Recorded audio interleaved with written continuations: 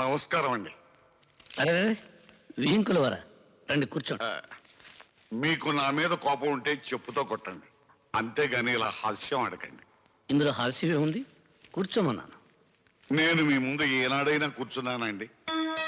అది కల్లో కూడా జరగని పని. మీరు కూర్చోకపోతే నేను లేస్తాను. అరే మీరు లేవటం ఎందుకండి? పర్లేదు. వ్యాపారం ఎలా జరుగుతుంది? మీ దయ వల్ల బాగానే ఉంది. ఇందులో మా దయే ఉందండి, అంతా భగవంతుని దయ. అమ్మమ్మమ్మ అలా అనకండి. ఆ రోజుల్లో మీ తాతగారు, మీ నాన్నగారు, ఆ తర్వాత మీరు మా వెనకుండా నడిపించబట్టే ఈ రోజున మాకింత ఆస్తి ఫ్యాక్టరీలో ఉన్నాయి.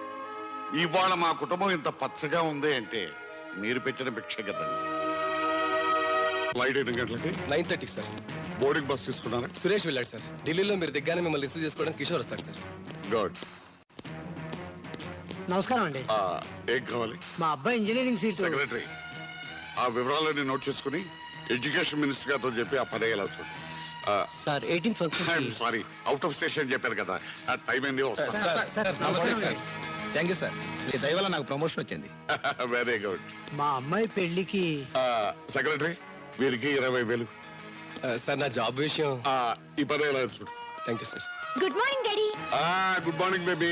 అమ్మా జాగింగ్ వెళ్ళలేదా? లేదు డాడీ, నా ఫ్రెండ్ ఇంటికి వెళ్ళొస్తున్నాను. Very good. నువ్వు వెళ్ళి టిఫిన్ చేయమ్మా, మీ డాడీకి అర్జెంట్ పని ఉంది, వెళ్తా. అలాగే.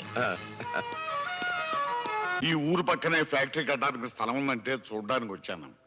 ఎలాగో ఇంత దూరం వచ్చాను కదా, మిమ్మల్ని కూడా చూసి వెళ్దామని వచ్చాను. వస్తానండి. అలాగే, అమ్మాయితో మాట్లాడి వెళ్ళండి. లేదండి, కొంచెం అర్జెంట్ పని ఉంది. అదేంటండి, ఇంత దూరం వచ్చి కనీసం కన్న కూతురు ఎలా ఉందో అడగకుండా వెళతారా? అందులో నువ్వు అమ్మాయి ఒట్టి మనిషి కూడా కాదు. నా బిడ్డను ఇంటి కోడలుగా చేసిన తర్వాత ఎలా ఉంది అని అడగటం దేవుని ముందు పువ్వు పెట్టి ఆ భక్తుడు దాని యోగక్షేమాల గురించి అడిగినట్టు ఉంటుంది. నాకు సెలవు ఇప్పించండి. వెళ్ళిరండి. వస్తాను.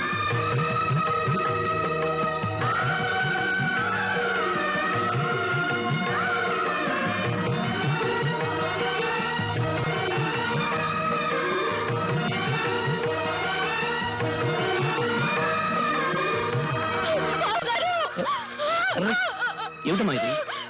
నన్ను క్షమించండి బావగారు, నన్ను క్షమించండి. అవివేకంతో చాలా పొరపాట్లు చేశాను. నన్ను క్షమించాలని ఒక్క మాట చెప్పండి బావగారు. అహంకారంతో మిమ్మల్ని అనరాని మాట్లాడినాను. పిడుపుడి జ్ఞానంతో మిమ్మల్ని అవమానించాను. నేను చేసిన తప్పుకి ప్రాయశ్చిత్తం లేదు. నన్ను క్షమించండి బావగారు. నిన్ను తల వంచుకుని బ్రతకమండం లేదు. నిన్ను కట్టుకున్నవాడు తల దించుకునేలా ప్రవర్తించొద్దంటున్నాను.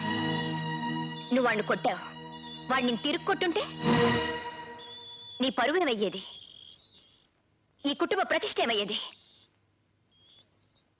ఆడపిల్ల పుట్టింట్లో ఎంత గారాభంగా పెరిగినా అత్తవారింట్లో అణుకోతో బాధ్యతతో ప్రవర్తించాలి.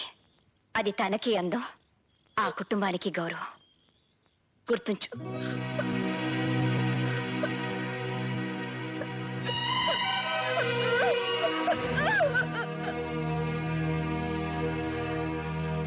ఏమిటి అలా చూస్తున్నావు?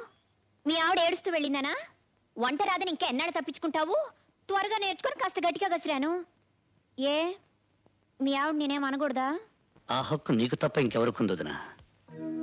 నీలాంటి దేవతకే కోపం వచ్చిందంటే అది చేసిన తప్పు చిన్నదై ఉండదు. నన్ను క్షమించు. అవే మాటలు రాజా. అవునదినా, అది నాలో సగం కదా, దాని తప్పులో కూడా నాకు సగభాగం ఉంటుంది.